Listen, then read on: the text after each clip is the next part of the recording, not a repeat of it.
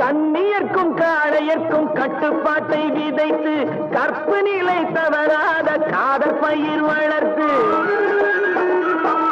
கண்ணியர்க்கும் காளையர்க்கும் கட்டுப்பாட்டை விதைத்து கற்பு நிலை தவறாத காதற் பயிர் வளர்த்து அன்னை தந்தையானவர்க்கு தம் பொறுப்பை விதைத்து பின்வரும் சந்ததியை பேடும் முறை வளர்த்து இருப்பவர்கள் இதயத்திலே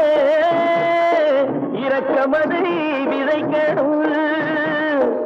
இல்லாதார் வாழ்க்கையிலே